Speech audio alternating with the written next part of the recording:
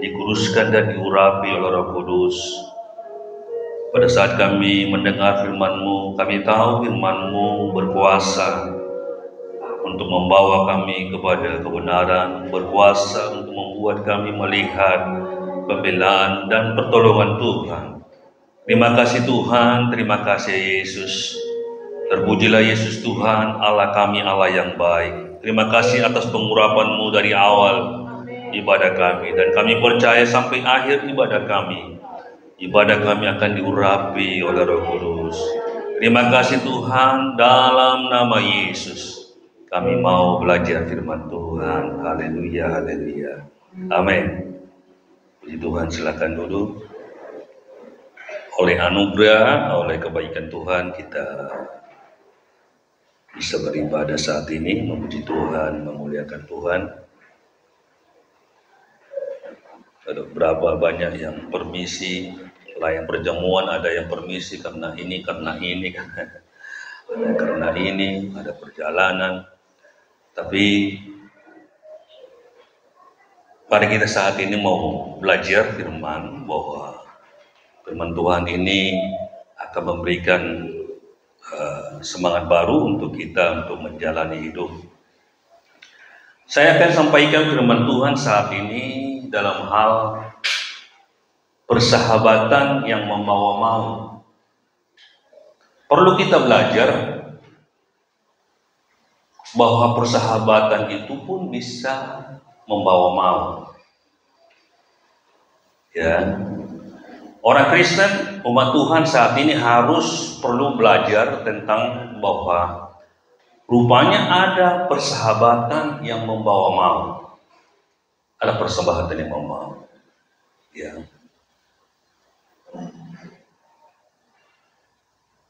Saya buktikan. Ada pemuda remaja, dia bersahabat, pacaran. Setelah pacaran, berzina. Setelah berzina, terpaksa menikah.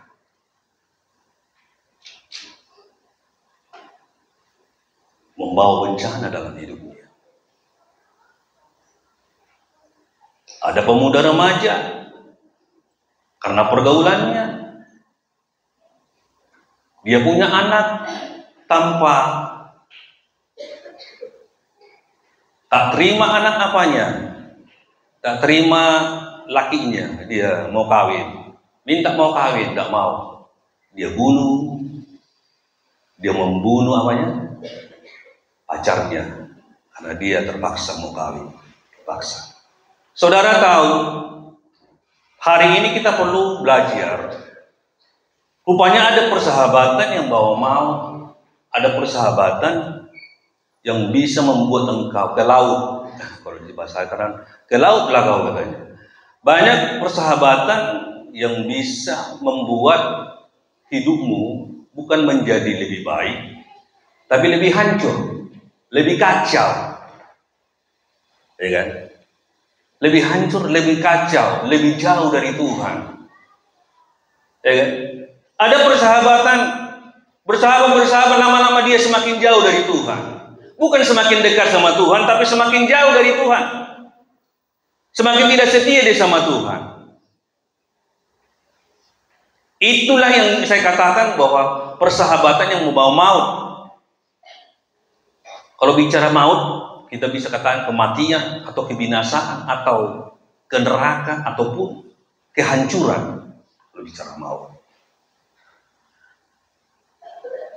Seharusnya persahabatan itu harus berdampak positif, seharusnya. Berarti persahabatan dapat berdampak negatif dalam suatu hubungan. Dalam suatu persahabatan juga bisa berdampak kepada imanmu. Persahabatan juga bisa berdampak kepada kesetiaanmu sama Tuhan. Persahabatan juga bisa berdampak kepada masa depanmu.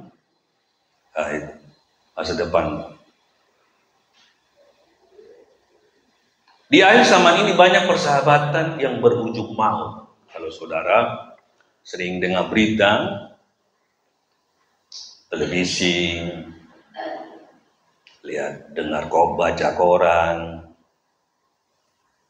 Kalau mungkin pernah seringkah saudara buka YouTube, di sana banyak informasi-informasi persahabatan yang berujung maut, berujung kehancuran, berujung kerusakan.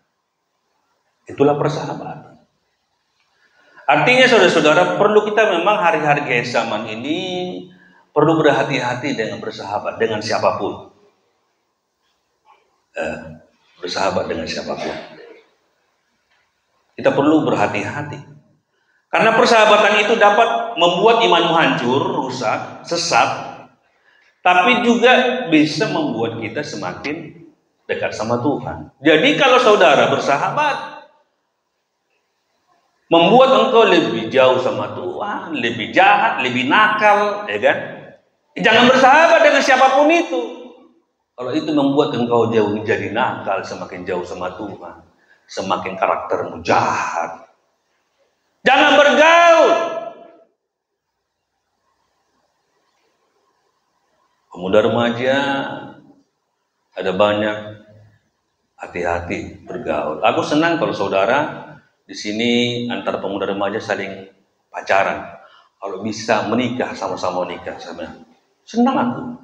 Daripada engkau pergi menikah dengan orang yang kadang belum tahu imannya, belum tahu karakternya, belum tahu kesetiaannya sama Tuhan, ya kan? Lebih baik kan gitu. Jadi persahabatan itu penting untuk kita perhatikan. Persahabatan dengan siapapun.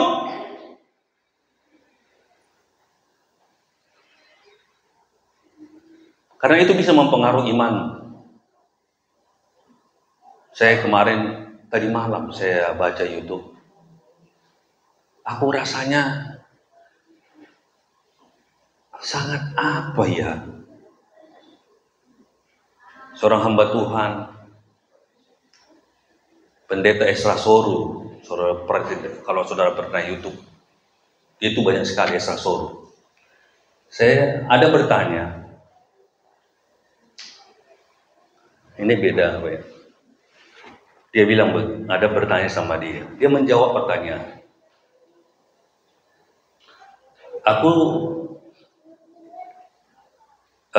Ini mungkin pemuda, nggak tahu pemuda atau apa ini. Dia bilang begini, bagaimana Pak Pendeta? Kadang aku sudah percaya sama Tuhan, tapi kadang aku masih suka berzina, masih suka aku melakukan perzinahan. Aku sudah sama setia sama Tuhan, tapi kadang masih, tapi aku masih suka berzina, katanya. Dia jawabannya, kadang saya jadi bingung juga ya, kadang Tuhan gitu ya. Iya, Tuhan ampunimu, keselamatan tidak akan pernah hilang, katanya. Ya Tuhan, saya pikir ini bisalah membuat rusak ini iman jemaat ini kan. Karena dosamu yang belum kau lakukan pun sudah diampuni Tuhan. Saya pikir ini memang benar-benar penyesat di akhir zaman ini. Banyak pengikutnya saya lihat, tapi kalau sempat begitu bayangkan, dosamu yang tidak kau lakukan pun, yang belum kau lakukan sudah diampuni. Tidak mungkin keselamatan itu hilang, katanya. Oh Tuhan. Ya kan? Banyak pengikutnya Bapak Ibu. Banyak pengikutnya. Ini membuat orang akan merusak moral kekristenan. Merusak moral kekristenan.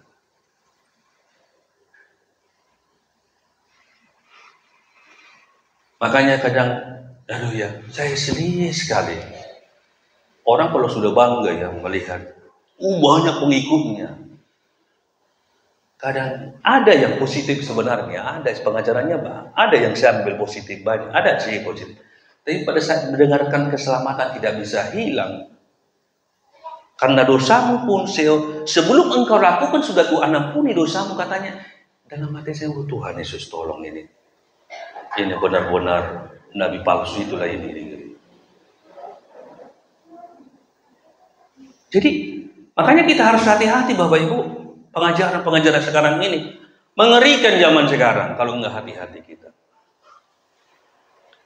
Berhati-hati, persahabatan itu engkau bisa membuat engkau jauh dari Tuhan, tapi juga bisa membuat engkau dekat dengan Tuhan. Semoga engkau evaluasi persahabatan. Haleluya. Evaluasi persahabatan. Ya. Bersahabat dengan YouTube, mungkin engkau begitu suka dengan, bolehlah, memang kita tidak lepas, memang kita harus baca, dengar. Tapi makanya ada filter dalam hidup ini. Semua. Ujilah segala roh katanya. Roh itu juga harus diuji. Pengajaran pun harus diuji. Gak semua iya. Saya pikir, oh Tuhan, masa dosa yang belum engkau lakukan pun sudah Tuhan ampuni. Mungkin kau bisa lihat itu, dengarkan. Dan saya dalam hati saya, ini adalah pendeta sesat yang satu ini. Bisa-bisa ini merusak iman kekristenan ini.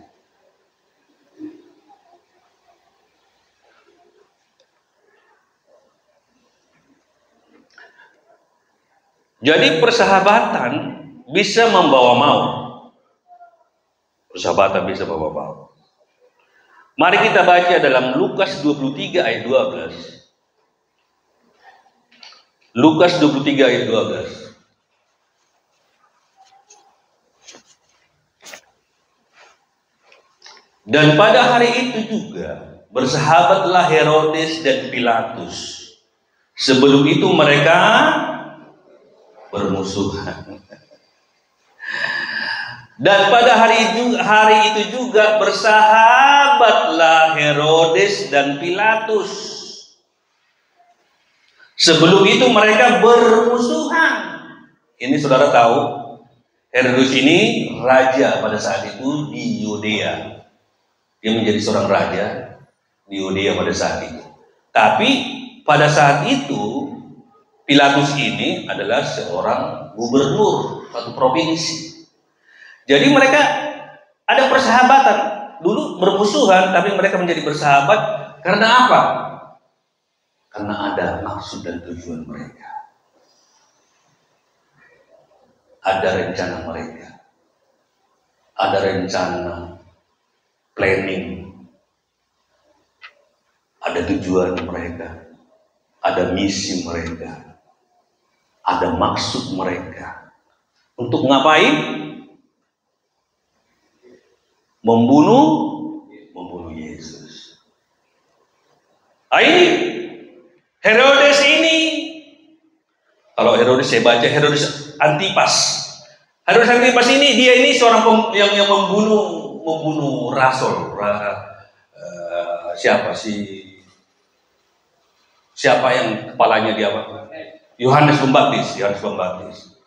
Dan dia pada saat itu mereka kompak. Walaupun dulu sebenarnya mereka bermusuhan.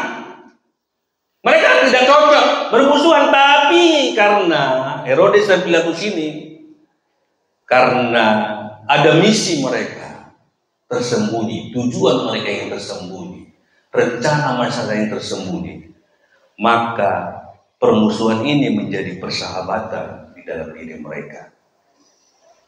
Tetapi saudara tahu, persahabatan mereka ini ada maksud, tujuan, rencana untuk membunuh, membinasakan seorang raja, segala raja, yaitu Yesus Tuhan.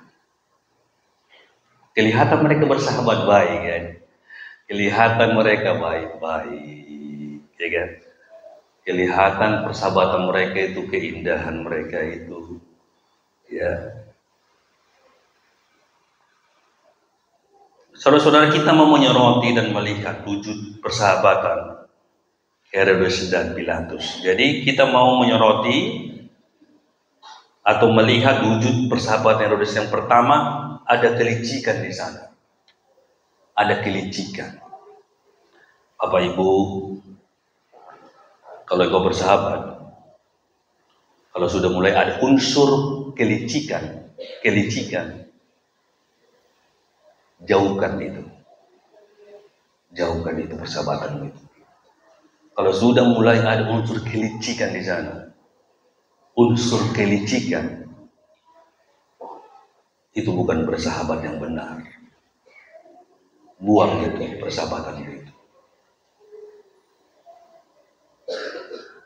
Kalau kita melihat menyoroti wujud persahabatan Herodes dan Pilatus, di sana ada unsur kelicikan.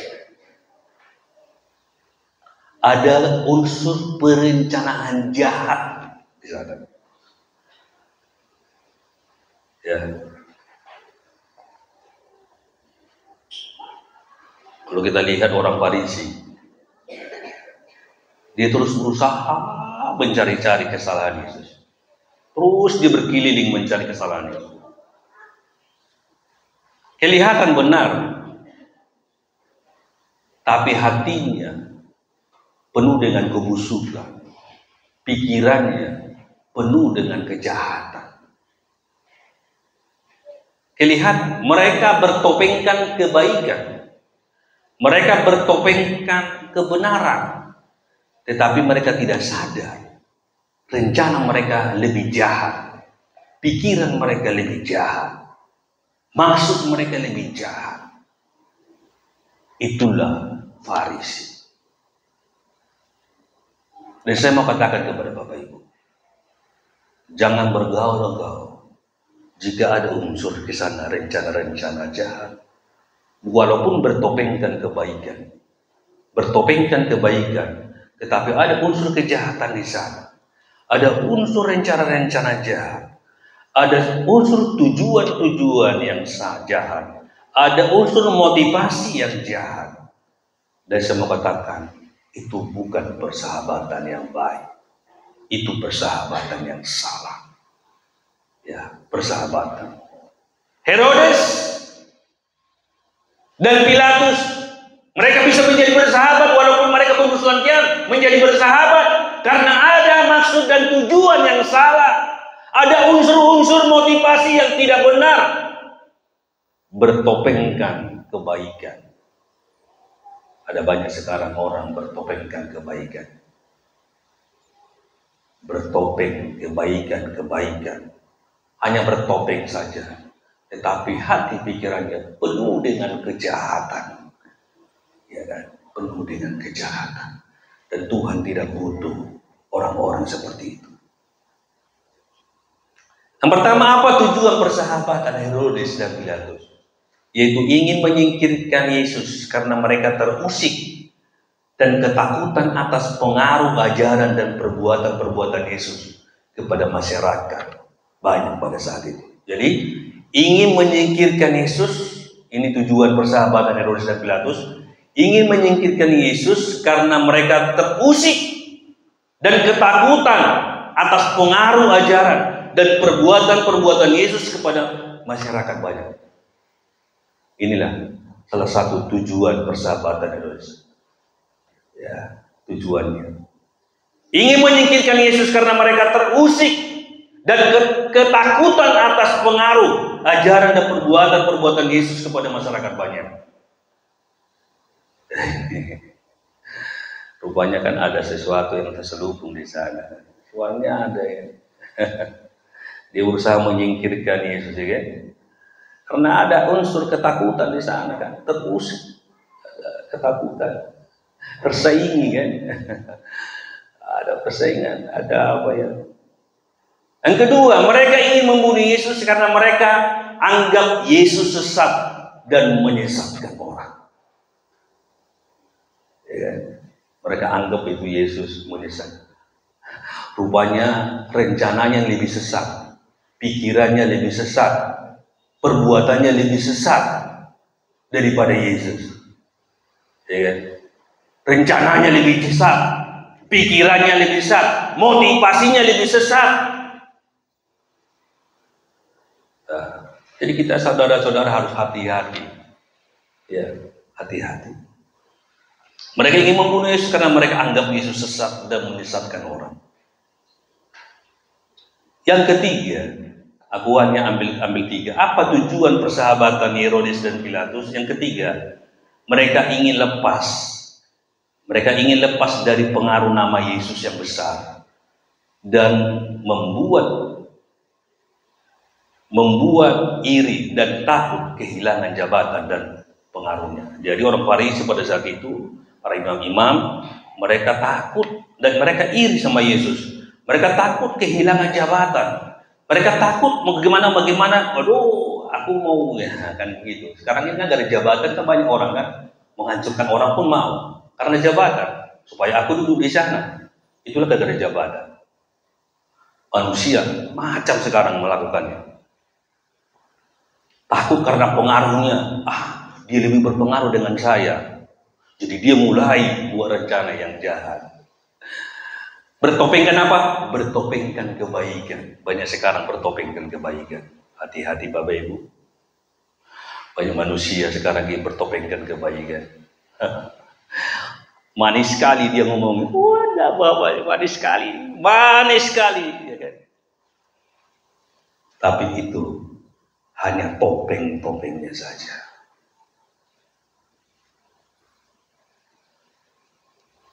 Saudara Bapak Ibu, ada yang mau saya tekankan nomor 3 sekarang. Apa yang Tuhan inginkan bagi umat Tuhan saat ini? Apa yang Tuhan inginkan bagi umat Tuhan saat ini dalam hal membangun persahabatan? Jika kita ambil makna pelajaran dalam konteks ayat ini. Jadi, apa yang Tuhan inginkan bagi umat Tuhan saat ini dalam hal membangun persahabatan?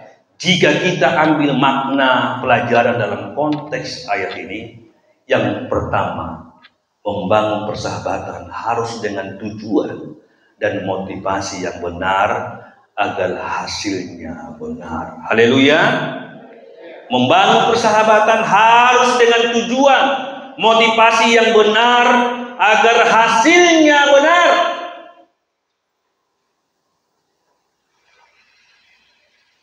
Inilah maknanya kita. Saya angkat ini dalam konteks yang saat ini. Saya ingin ambil maknanya agar saudara membangun persahabatan harus dengan tujuan dan motivasi yang benar agar hasilnya benar. Mungkin kau bersahabat dengan pacarmu atau persahabatan dengan yang lain, bersahabat dengan hamba Tuhan yang salah, bersahabat dengan yang mana saja. Harus membangun persahabatan itu dengan tujuan, motivasi yang benar agar hasilnya benar. Mazmur 25 ayat 14. Mazmur 25 ayat 14. Dikatakan begini, Tuhan bergaul karib dengan orang yang takut akan Dia, dan perjanjiannya diberitahukannya kepada mereka. Jadi, Tuhan bergaul karib dengan orang yang takut akan Dia, dan perjanjiannya diberitahukannya kepada mereka. Terus saudara, Tuhan bergaul karib. Ya. Jadi kita harus membangun persahabatan itu dengan tujuan motivasi yang benar agar pergaulan kita itu benar. Karena pergaulan itu, kalau kita tahu bahwa Tuhan ingin kita bergaul dengan Bapa di surga. Yang kedua, apa tujuan apa yang Tuhan inginkan bagi umat Tuhan saat ini dalam hal membangun persahabatan? Jika kita ambil makna pelajaran dalam konteks ayat ini, itu yang pertama, membangun persahabatan harus dengan tujuan dan motivasi yang benar agar hasilnya benar. Yang kedua, bersahabatlah dengan Tuhan karena Tuhanlah sahabat yang sejati. Dia tidak pernah mengkhianatimu, dan utamakanlah persahabatan dengan Allah. Haleluya. Kau harus bersahabat dengan orang. Tapi kalau kau bersahabat dengan orang dan membuat engkau jauh dari ibadah, jauh dari Tuhan, jangan kau bersahabat dengan itu. Ya, kalau kau bersahabat dengan orang, temanmu, nggak tahu itu pacarmu atau ini, tapi membuat dia jauh dari Tuhan, kau usah kau bersahabat. dengan dia. Karena utamakan persahabatan dengan Tuhan. Haleluya. Yang kedua adalah bersahabatlah dengan Tuhan, karena Tuhanlah sahabat yang sejati. Dia tidak pernah mengkhianatimu, dan utamakanlah persahabatan dengan Allah. Kejadian 6 ayat 9. Bagaimana Nuh, seorang yang suka bergaul dengan Tuhan. Kejadian 6 ayat 9 dikatakan, inilah riwayat Nuh. Nuh adalah seorang yang benar dan tidak bercelah di antara orang-orang sezamannya. Dan Nuh itu hidup bergaul dengan Allah, bersahabat dengan Allah. Hidup bergaul identik dengan bersahabat dengan Allah. Kalau saudara, kita belajar dengan seorang Nuh. Dia senang bergaul dengan Tuhan. Dia ingin bersahabat, dia senang bergaul dengan Tuhan. Kenapa saudara tahu? Kenapa Nuh begitu suka dia bergaul dengan Tuhan? Karena Nuh kenal bahwa Tuhan itulah sumber segala-galanya. Tuhan itulah sumber pertolongannya. Tuhan itulah sumber kehidupan. Tuhan itulah sumber keselamatan. Tuhan itu adalah sumber kesembuhan. Tuhan itulah sumber jalan keluar dalam setiap persoalan. Karena Tuhan itulah sumber masa depan yang indah. Makanya sukalah bergaul dengan Tuhan. Haleluya. Bilang kiri kanan, bergaul kau dengan Tuhan, woi, bilang dulu buat Tuhan. Jadi saudara, mari kita bergaul. Bergaul dengan Tuhan. Bersahabat dengan Tuhan. Engkau tidak salah bergaul dengan temanmu, dengan siapapun. Tapi kalau engkau bergaul dengan orang itu dan membuat engkau karaktermu jahat, dan saya mengatakan, buang itu persahabatanmu itu. Kalau sampai pergaulanmu, persahabatan membuat karaktermu jahat,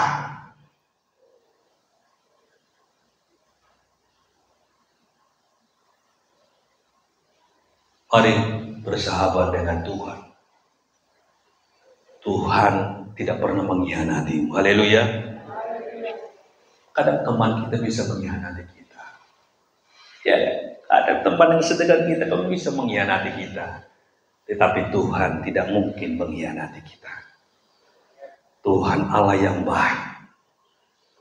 Tuhan Allah yang ajaib. Tuhan Allah yang luar biasa. Saya mau katakan kepada Bapak Ibu, engkau tidak akan pernah rugi bergaul dengan Tuhan. Haleluya. Engkau tidak akan pernah rugi bergaul dengan Tuhan. Makanya perkuatlah pergaulanmu dengan Tuhan. Perketatlah pergaulanmu dengan Tuhan. Tingkatkanlah pergaulanmu dengan Tuhan. Semangat bergaul dengan Tuhan. Itu yang Tuhan inginkan di akhir zaman ini. Ada banyak sekarang bergaul pertemanan tapi membawa kehancuran. Ada orang berteman, pacaran, terpaksa kawin karena sudah berzina.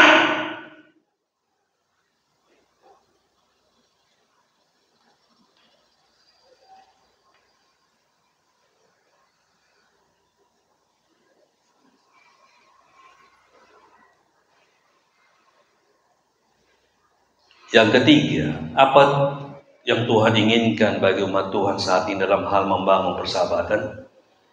Apa yang Tuhan inginkan bagi umat Tuhan saat ini dalam membangun persahabatan? Bersahabatlah dengan orang yang tepat, agar tujuanmu juga tepat dan hidupmu juga benar. Jadi, bersahabatlah dengan orang yang tepat, agar tujuanmu juga tepat dan hidupmu juga benar. Amsal 13 ayat 20. Amsal 13 ayat 20. Amsal 13 ayat 20. Siapa bergaul dengan orang bijak menjadi bijak, tetapi siapa berteman dengan orang bebal menjadi. Jadi kalau kau bergaullah dengan siapa bergaul. Jadi pergaulan itu, kalau engkau bergaul dengan orang bijak, engkau bisa menjadi orang bijak. Ya. Kalau kau bergaul dengan orang yang baik orangnya, maka kau bisa jadi orang baik. Tapi kalau kau bergaul dengan orang bebal, kau bisa jadi beban juga. Nah, ini siapa yang bergaul dengan orang bijak menjadi bijak. Berarti pergaulan itu dapat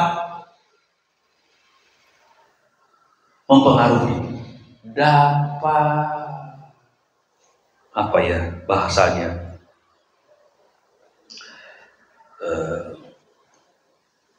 penyakit itu bisa apa sama orang apa? Menular. Pergaulan itu bisa menular. Pergaulan itu bisa menular. Hati-hati Bapak Ibu. Saya sengaja angkat tentang pergaulan. Memang bergaul dengan siapa saja. Bergaul dengan pengajaran yang aneh-aneh. Ya, bisa juga jadi aneh hidupmu kalau kau suka bergaul dengan pengajaran yang aneh-aneh. Jadi, siapa bergaul dengan orang bijak menjadi orang bijak, tetapi siapa berteman dengan orang bebal menjadi malang. Yang terakhir, saya sengaja singkat-singkat, saya tidak mau terlalu lama-lama. Saya memang tak suka saya terlalu lama-lama berkhotbah. Yang keempat, apa yang Tuhan inginkan bagi umat Tuhan saat ini dalam hal membangun persahabatan? Yang keempat adalah perhatikanlah persahabatanmu. Jangan persahabatanmu membuat Anda jauh dari kebenaran dan Tuhan. Jadi perhatikanlah persahabatanmu. Jangan persahabatanmu membuat Anda jauh dari kebenaran dan Tuhan.